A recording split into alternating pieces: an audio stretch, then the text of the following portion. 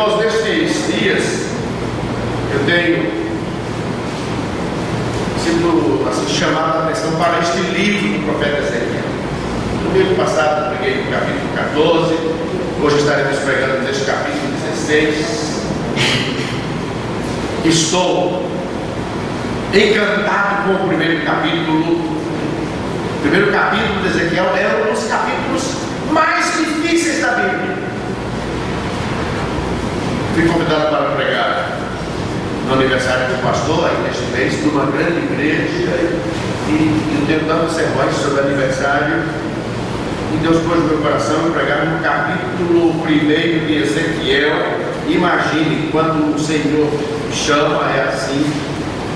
E o que diz o capítulo 1 de Ezequiel, versículo 4: olhei, e eis que um vento tempestuoso vinha do norte, uma grande nuvem com fogo a revolver-se e um resplendor ao redor dela, no meio uma coisa como de cor de âmbar que saía dentro do fogo. Aqui fala de rodas enormes com muitas luzes dentro das rodas, seres viventes estranhos, cada ser com 4 rostos: rosto de homem, rosto de leão, rosto de águia, rosto de boi. Coisa terrível, coisa terrível. Mas esse capítulo 1 de Ezequiel, ele tem me chamado a atenção, não é de hoje não.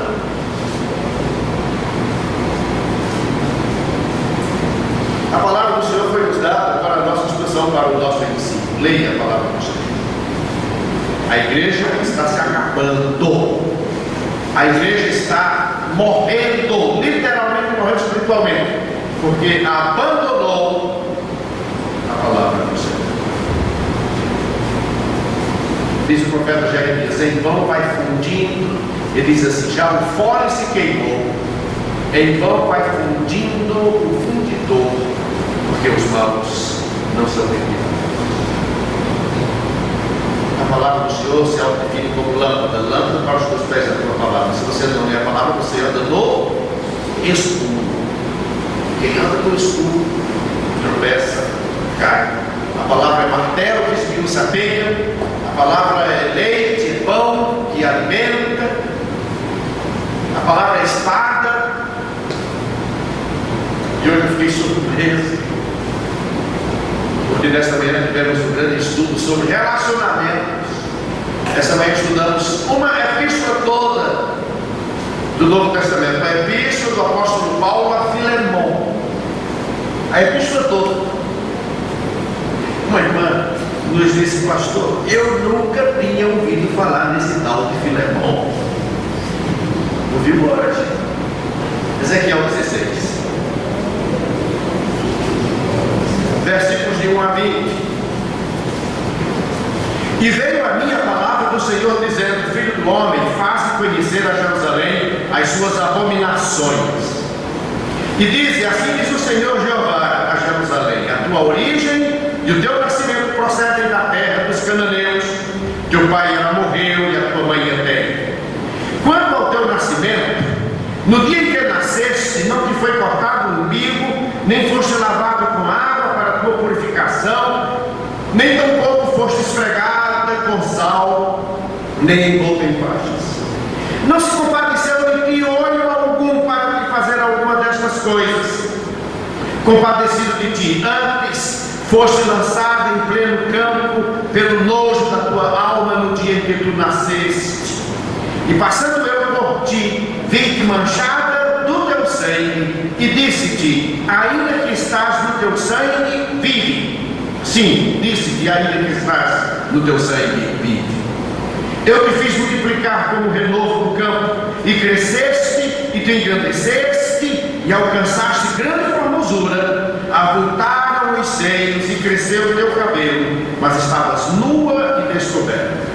Passando eu por ti, vi-te. Eis que o teu tempo era tempo de amores, estendi sobre ti a orelha do meu manto, cobri a tua nudez, e dei juramento e entrei em concerto contigo, diz o Senhor Jeová, e tu ficaste sendo minha. Então te lavei com água, e te enxuguei do teu sangue, te ungi com óleo, e te vesti de bordadura, te calcei com pele de teixugo, te cingi de linho fino, te cobri de seda, te ornei de enfeites, te pus braceletes nas mãos, um colar à roda do teu pescoço, e te pus uma joia na testa, pendente nas orelhas, uma coroa de glória na cabeça. E assim foste ornada do ouro e prata, e o teu vestido foi de linho fino e de seda e bordadura, nutriste-te de flor de farinha e de mel e óleo, e foste formosa em extremo, e foste próspera até chegares a ser rainha. Correu a tua fama entre as nações por causa da tua formosura, pois era perfeita por causa da minha glória que eu tinha posto sobre ti, diz o Senhor Jeová. Mas confiaste na tua formosura, te corrompeste por causa da tua fama, prostituías-te a todo que passava para seres sua, e tomaste dos teus vestidos e fizeste lugares altos adornados de diversas cores, e te prostituíste sobre eles. Tais coisas não vieram nem hão de vir. E tomaste as tuas joias de enfeite que eu te dei no meu ouro e da minha prata, e fizeste imagens de homens e te prostituístes com elas, e tomaste os teus vestidos bordados e os cobriste, e o meu óleo e o meu perfume puseste diante delas. E o meu pão que eu te dei, a flor de farinha, e o óleo e o mel, com que eu te sustentava, também puseste diante delas em cheiro suave, e assim foi, diz o Senhor Jeová. Além disto, tomaste a teus filhos e tuas filhas, que por mim geradas, e os sacrificaste a elas para serem consumidos. Acaso é pequena a tua prostituição? Você pode estar dizendo, pastor, não entendi nada do que eu acabei de dizer. Mas nós estamos aqui para instruir a igreja, para ensinar a igreja, para mostrar o verdadeiro sentido desta passagem, que é uma ilustração às abominações de Israel, mas por correlação podemos também aplicar a nós, e na aplicação faremos isso. Nós temos aqui, irmãos, uma alegoria. Eu vou explicar o que é isso. Uma alegoria é uma metáfora. Vocês dizem, aí eu continuo sem entender. Metáfora é uma figura de linguagem, onde você usa dois elementos conhecidos e faz uma comparação entre estes elementos para se ter um sentido maior do que se quer ensinar. Por exemplo, todos nós sabemos o que é pão. Nós nos alimentamos dele. O Senhor Jesus certa vez disse, eu sou o pão. Ele usou de uma metáfora. Para que serve o pão? Para nos alimentar. O Senhor Jesus disse, eu os alimento. Ele disse também, eu sou a porta. Todos nós sabemos o que é uma porta. Todos nós passamos por ela. Nós entramos e saímos. Quando o Senhor disse, eu sou a porta, Ele estava nos mostrando, através desta metáfora, deste elemento comparativo, que Ele é o único acesso aos céus. Você só pode chegar aos céus através da porta, que é o Senhor Jesus Cristo. Ele disse também, eu sou o caminho. Outra metáfora. O caminho é a trilha por onde caminhamos, que nos leva a determinado lugar, ou ao lugar que nós queremos chegar. Você não pode chegar ao céu a não ser pelo caminho, o único caminho, que é o Senhor Jesus Cristo. Já uma alegoria é um conjunto de metáforas. E nós temos neste capítulo 16 uma alegoria. O que nós vemos aqui é que Ezequiel conta a história de uma criança que foi abandonada tão logo ela nasceu. O seu cordão umbilical nem foi cortado e ela foi abandonada para morrer. Ezequiel nos fala que esta criança ela foi encontrada por um viajante.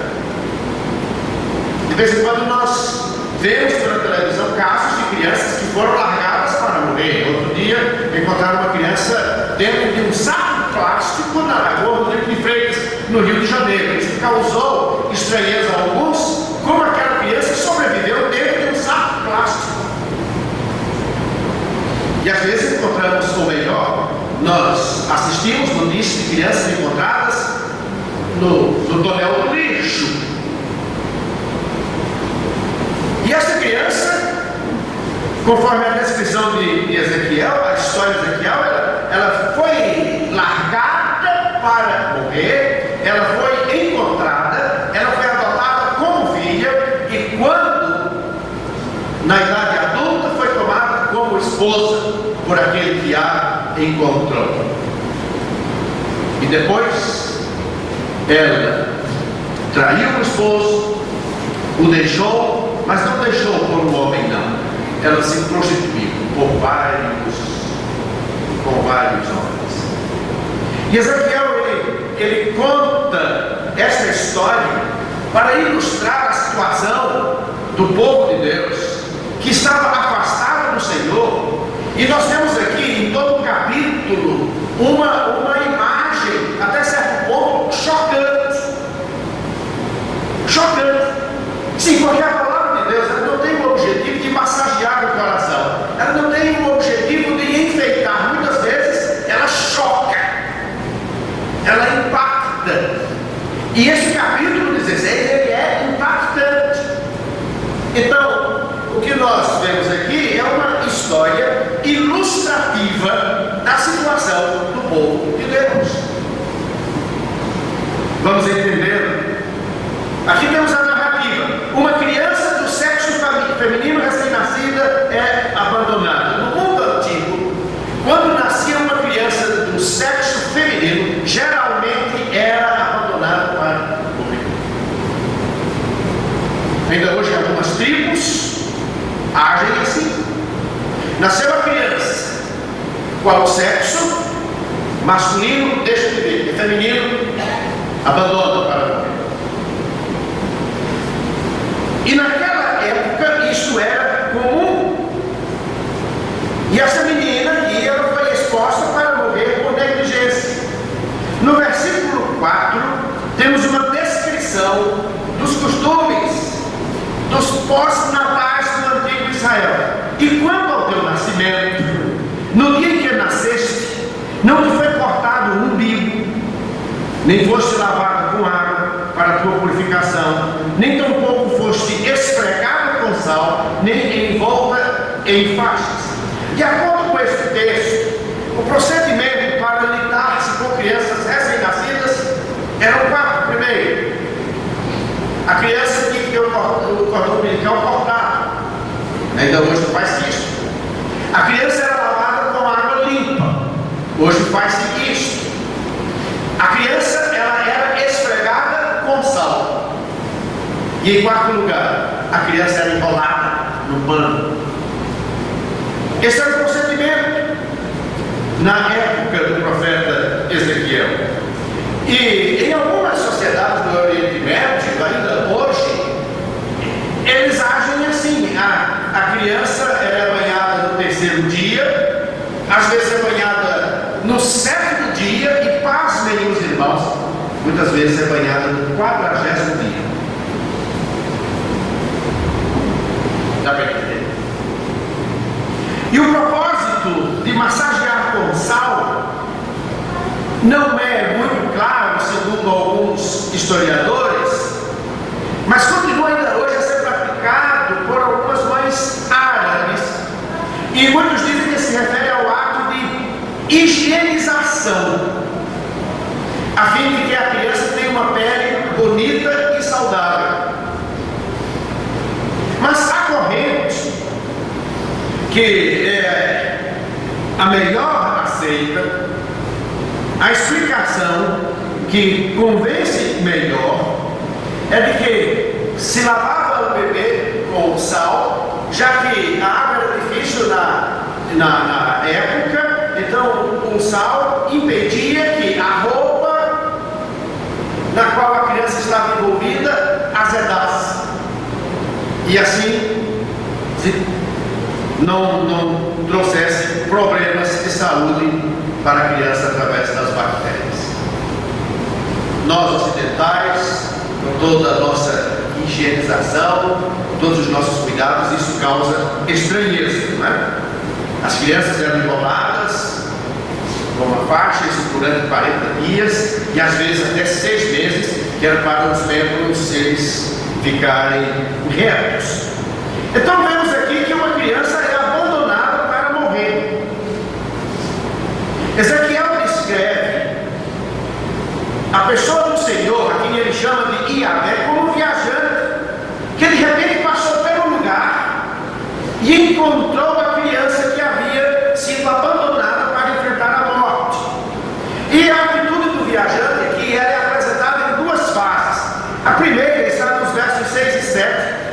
descreve a sua reação de imediato. E passando eu por ti, vi-te manchada do teu sangue, e disse-te, ainda que estás no teu sangue, vive. Sim, ainda que estás no teu sangue, vive. Eu te fiz multiplicar como o renovo do campo, e cresceste, e te engrandeceste, e alcançaste grande formosura, avultaram os seios, e cresceu o teu cabelo, mas estavas nua e descoberta. A segunda reação está nos versos 8 a 14, que trata de um resgate posterior. E passando eu por ti, vi-te, e eis que o teu tempo era tempo de amores, estendi sobre ti a auréola do meu manto, cobri a tua nudez, e dei-te juramento, e entrei em concerto contigo, diz o Senhor Jeová, e tu ficaste sendo minha. Então te lavei com água, e te enxuguei do teu sangue, e te ungi com óleo. Então o Senhor salva a vida da criança, primeira fase, e a adota como filha. Ele se penaliza da situação daquela criança. Foi o movimento da criança rolando no seu próprio sangue que moveu as entranhas do viajante, no caso aqui, o Senhor. O cordão umbilical da criança não havia sido cortado.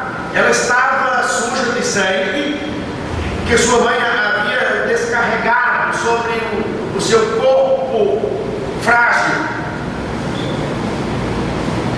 E nenhuma criança sobreviveria naquelas condições sob o sol escaldante do Oriente. Ela foi largada para morrer. Eu quero que os irmãos acompanhem o quadro descrito por Ezequiel. Então, a reação misericordiosa do Senhor, quando viu aquela criança, foi: vive. Quando Deus decreta que alguém deve viver, esse alguém viverá. Nós lemos os evangelhos. No Evangelho do capítulo 10, versículo 10. O Senhor Jesus disse: eu vim para que tenhas vida e vida em abundância. Quando o Senhor decreta que alguém deve viver, essa pessoa viverá. Então Deus olhou com afeto e ternura. O profeta está mostrando aqui que Deus se enamorou de Israel. É uma figura bem conhecida, especialmente dos jovens. Esse termo é namorar. Ele é muito profundo, muito claro e compreensível por todos. No Egito, Israel estava escravo, sem pátria, mas Deus olhou para Israel. Então a menina foi abandonada, a menina foi adotada, e o versículo 7 nos diz que a menina cresceu, alcançaste grande formosura, avultaram os seios e cresceu o teu cabelo, mas estavas nua e descoberta. A menina cresceu. Isso me faz lembrar uma música antiga que dizia: lembra a menina feia, tão acanhada e pés no chão. Hoje, maliciosa, quarto segredo do seu coração cresceu, ficou bonito. O que nós vemos também nessa passagem é que, uma vez que ela está na idade adulta, e que havia adotado como filha, e agora ele a toma como esposa, aquela menina que for abandonada para morrer torna-se esposa daquele que a encontrou.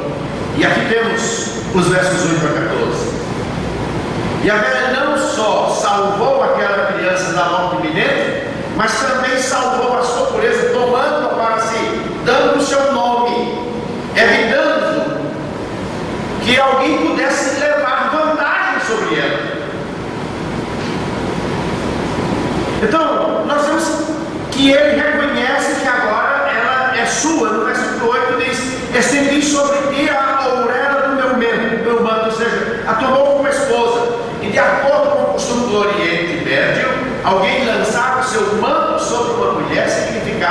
que ele a tomava como esposa, que a partir de então ele daria proteção para ela, não somente proteção, mas ele daria o sustento, ele proveria todo o sustento para a sua esposa. Isso era um costume.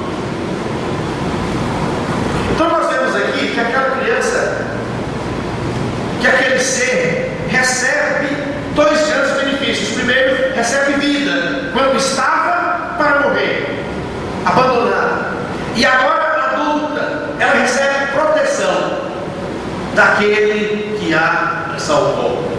Ela agora entra num relacionamento de esposa para com aquele que a salvou. Então, irmãos, nós temos aqui o Senhor representado nessa passagem, que veste aquela agora jovem com as roupas mais finas, versículo 10, a enfeita com as joias mais finas, versículos 11 a 13, e lhe dá comida real, ele dá para ela tudo aquilo que uma mulher gosta: vestidos, joias e boa comida. Ou não é assim? E deu-lhe do melhor, os melhores vestidos, as melhores joias, a melhor comida. Vocês estão acompanhando a imagem? A criança foi abandonada para morrer, estava largada em volta do seu sangue. O cordão umbilical não foi cortado, não foi lavada, não foi esfregada com sal, estava nua.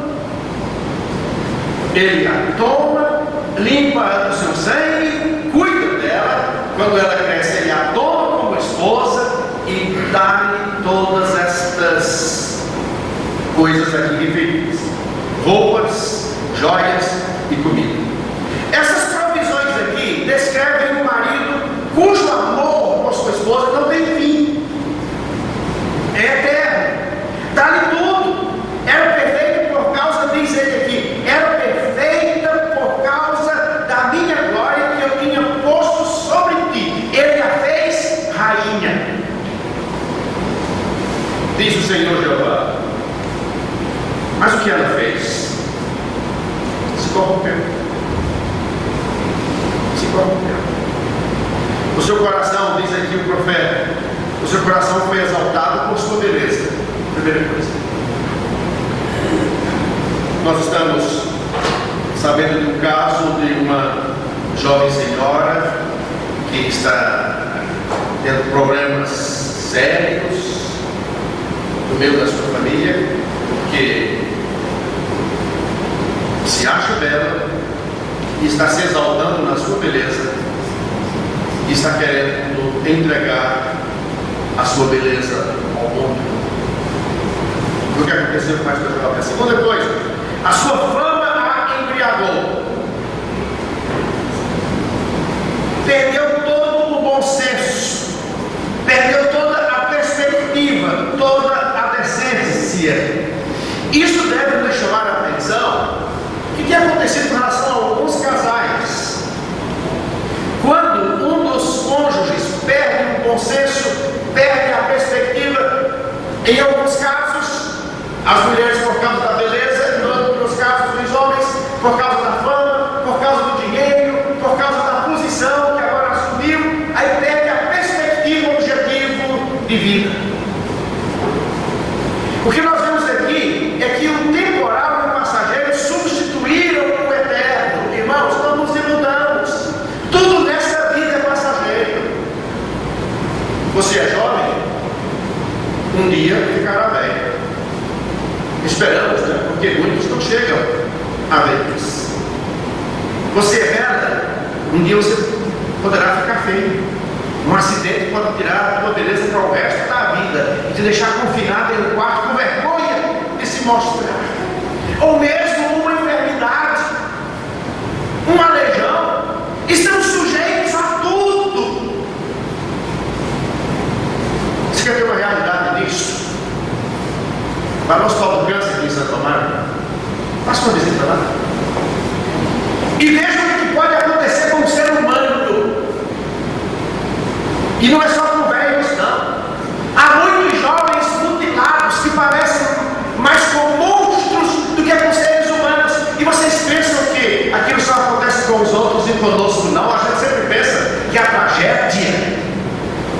que os males físicos só acontecem com os outros. Nós estamos dizendo que não.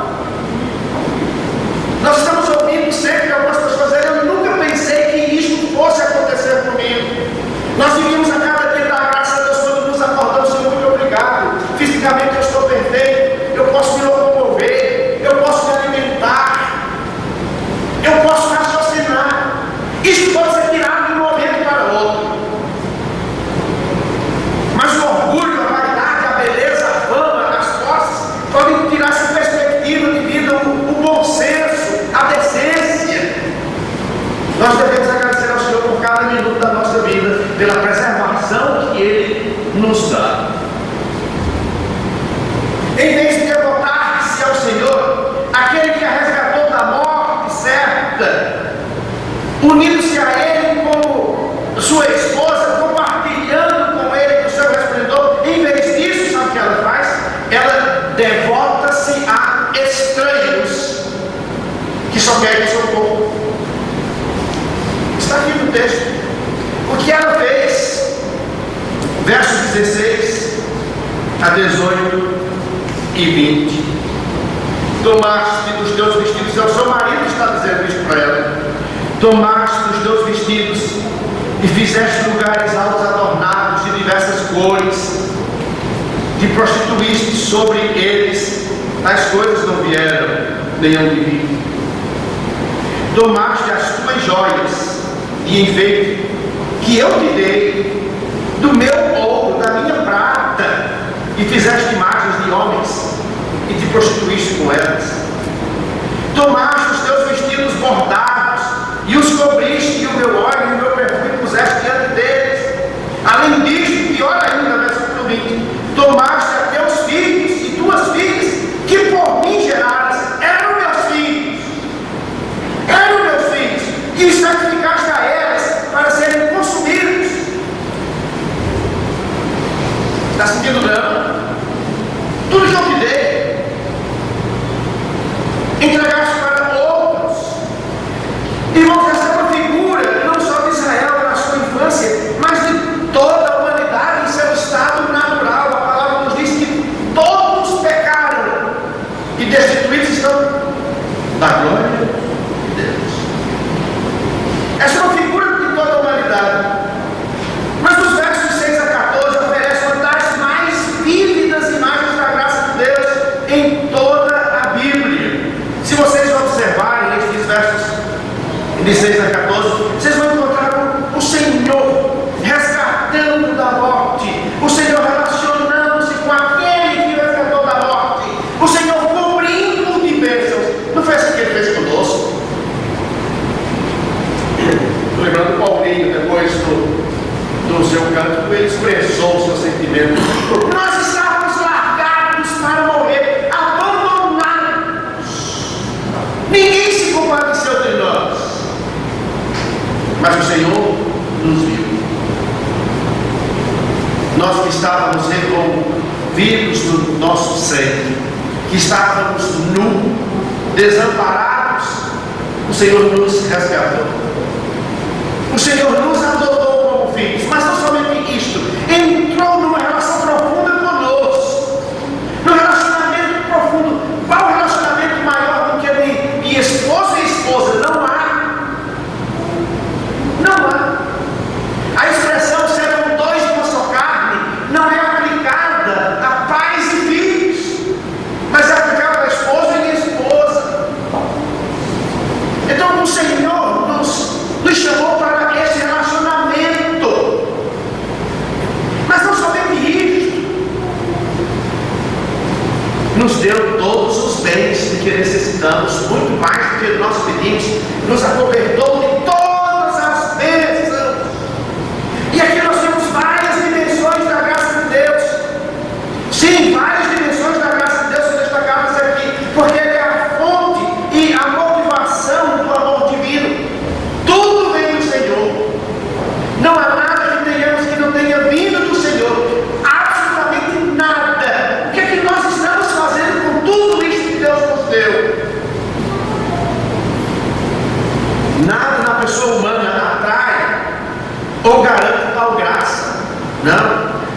divino é incondicional, não só com influência de ninguém. O Senhor diz em Deuteronômio capítulo 7, versos 7 a 9, que havia abençoado o seu povo e não pensasse o seu povo que eles tinham merecido tais bênçãos, mas Ele, o Senhor, quis dar. E equivale, nós vemos o que nos diz o apóstolo Paulo em Romanos, na sua epístola aos Romanos, capítulo 5, versos 6 a 11. E agora já aplicando a nós, porque Cristo, estando nós ainda fracos, morreu a seu tempo pelos ímpios. Porque apenas alguém morrerá por um justo, pois poderá ser que pelo bom, algum ouse morrer. Mas Deus prova o seu amor para conosco, em que Cristo morreu por nós, sendo nós ainda pecadores. Logo, muito mais agora, sendo justificados pelo seu sangue, seremos por ele salvos da ira. Porque se nós, sendo inimigos, fomos reconciliados com Deus pela morte do seu Filho, muito mais, estando já reconciliados, seremos salvos pela sua vida. E não somente isto, mas também nos gloriamos em Deus por nosso Senhor Jesus Cristo, pelo qual agora alcançamos a reconciliação. Mas neste capítulo, irmãos, fornece também uma imagem terrível, sabe de quê?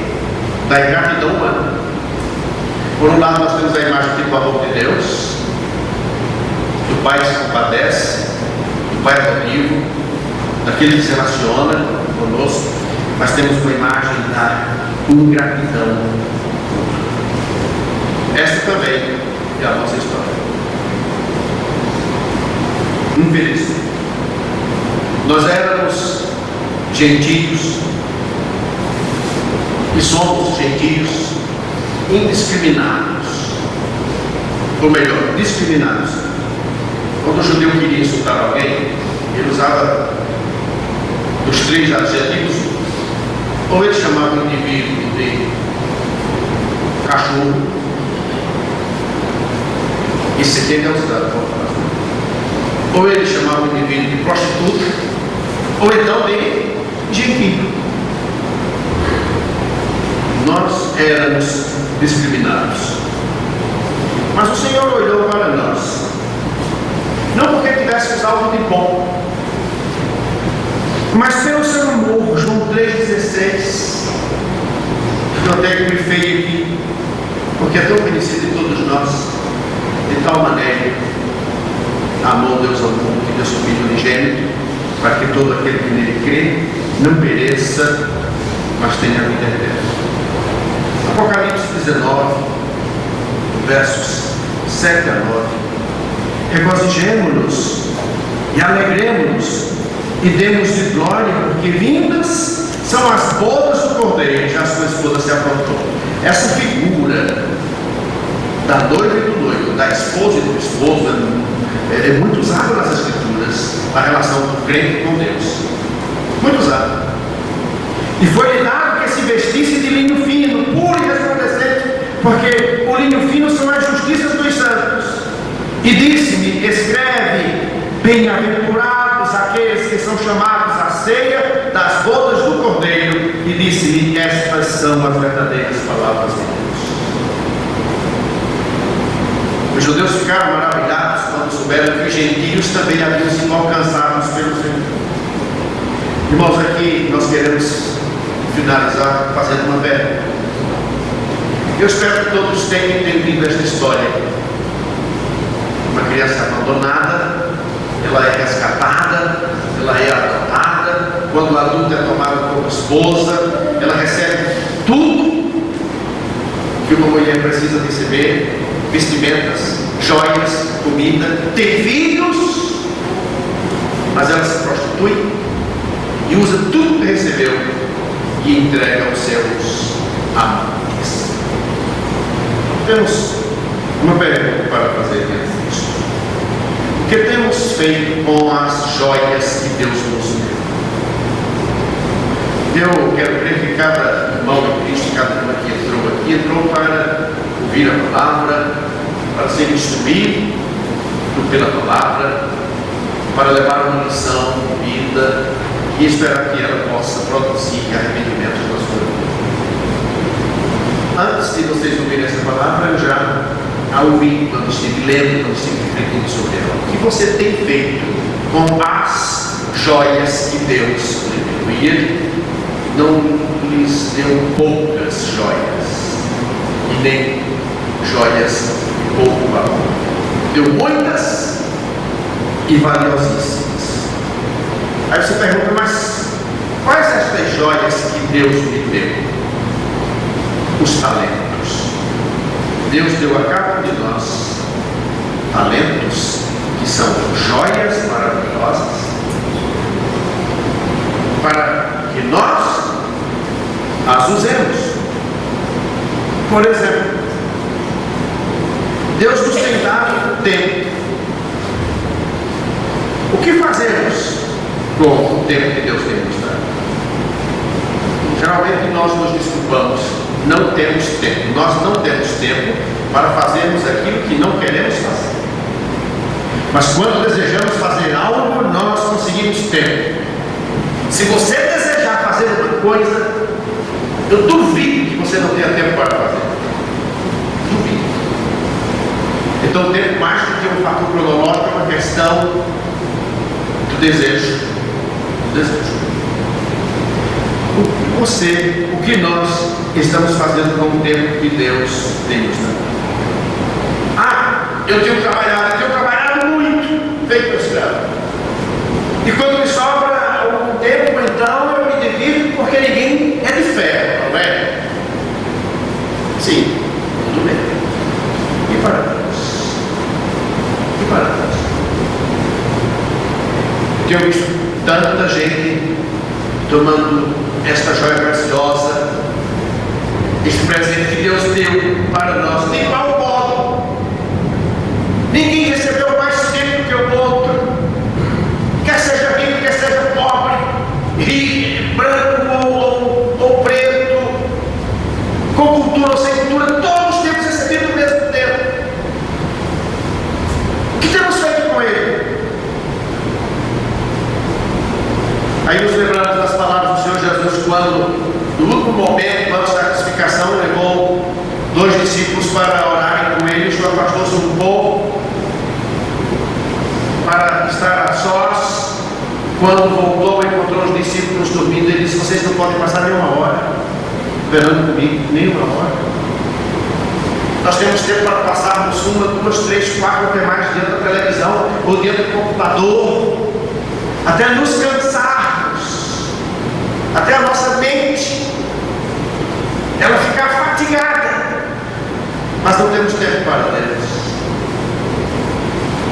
Este tempo ele pode ser tirado. Com relação a aptidões, o que é que nós estamos fazendo com as nossas aptidões? Todos aqui têm aptidões.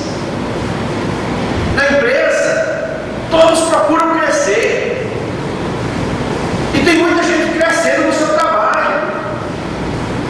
Alguns passaram da posição de empregados para gerentes,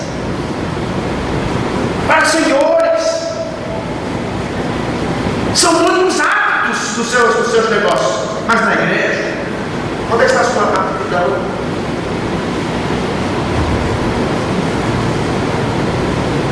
A nossa igreja é uma igreja abençoada, no sentido de que os seus membros têm várias aptidões. Nós temos aqui, por exemplo, professoras que passam a semana cuidando de meninos, são exímias professoras, sabem trabalhar com crianças. Nós estamos precisando de professoras para o departamento infantil.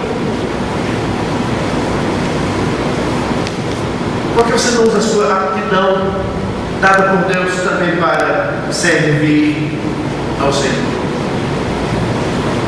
Alguns aqui têm uma grande aptidão para aconselhamento, para tratar com pessoas que estão com problemas. Isso é bom, mas não estão usando estes talentos que Deus deu.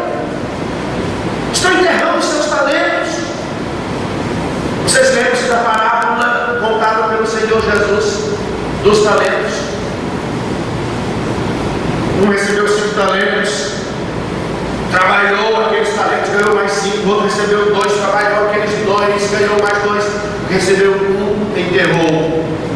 E quando o Senhor veio para pedir contas do que receberam 5 talentos, disse: aqui estão os 5 talentos que tu me deste e mais 5 que eu ganhei com eles. O que receberam 2 disse a mesma coisa, mas o que recebeu 1 disse: ah, Senhor. Aí é o caso daquele que está sempre se justificando. O que não quer fazer sempre tem uma justificativa. Sempre tem. Ah, Senhor, ele havia enterrado o talento. Aqui está o teu talento, do jeito que tu me deste. Usando aquela filosofia, não quero nada de ninguém. Eu sabia que tu eras homem duro, que tu secas onde não semeaste. O Senhor disse: o que é que disse isto? O que aquele homem estava falando? O que ele estava apresentando eram desculpas. E alguém já disse que para quem não quer, qualquer desculpa serve. Sabe o que acontece às vezes quando eu encontro alguém que passa 2 meses que não vem à igreja? Mas rapaz, o que aconteceu? Aí que eu estive gripado 2 meses. 2 meses. 3 meses que não vemos aquele irmãozinho ou aquela irmã. O que aconteceu? Não, é que eu tive que levar a minha mãe no médico durante 3 meses, que não deixou internada já de uma vez. Desculpa. E o pior é que tem gente que nem sabe dar. É uma desculpa tão sem graça que você diz: puxa vida, ficou mais melhor que tivesse dito: olha, eu não quis. O que é que nós estamos fazendo com as nossas aptidões? Os dias vão se passando. E o pior é que muitas vezes nós pegamos este tempo que Deus nos deu, que pertence a Ele, e nós estamos dando aos amantes. E quando eu falo aos amantes, aos prazeres deste mundo, aquilo que não agrada a Deus, aquilo que não serve ao Senhor. Estamos pegando as nossas aptidões, muitas vezes favorecendo o ímpio, favorecendo a agência de Satanás e não a agência de Deus. E com relação ao dinheiro que Deus tem nos dado, o que temos feito com ele? E os nossos filhos, que são a herança do Senhor, grande presente do Senhor, o que nós estamos fazendo com os nossos filhos? Tem pais crentes que estão entregando os seus filhos para Satanás. Filhos precisam ser cuidados pelos pais. Os pais têm que ter autoridade sobre eles até a maioridade. Quando crescerem, quando estiverem adultos e seguir a sua vida, você já não pode mais fazer nada por eles, a não ser orar e interceder ao Senhor. Mas quando criança, tenha domínio sobre os seus filhos. Eu quero dizer para vocês que a ética bíblica continua vigente até hoje. Corrige a criança do caminho que deve andar, instrui a criança, ensina a criança. Seja um vigilante do seu filho, não deixa ele se desviar dos caminhos do Senhor. E aqui, nesta alegoria, aquela criança encontrada, que tornou-se adulta, que tornou-se esposa, que recebeu joias, que recebeu vestimentos, que recebeu boa alimentação, que teve filhos, entregou tudo para os amantes. Mas que muitos de nós estamos fazendo, não? Com as coisas que Deus nos dá. E sabe qual foi a consequência do pecado? Israel se enamorou das nações pagãs, fez aliança com elas, serviu aos seus deuses. Isso que acontece quando nós começamos a nos desviar do Senhor, começamos a nos enamorarmos das coisas aí fora, não é? Dos atrativos aí. Irmãos, essa palavra também é para nós, porque nós, a semelhança desta criança, vamos encontrar-nos pelo Senhor, vamos lavados do nosso sangue, da nossa impureza, fomos adotados como filhos, fomos tomados como esposa e fomos agraciados com toda a sorte de bênçãos espirituais. Vamos deixar a este Senhor, vamos abandonar, vamos entregar todas estas coisas para os amantes, que o Senhor nos faça sempre fiéis a Ele, para a sua honra, para a sua glória e para a nossa alegria. Que assim Ele nos abençoe. Amém.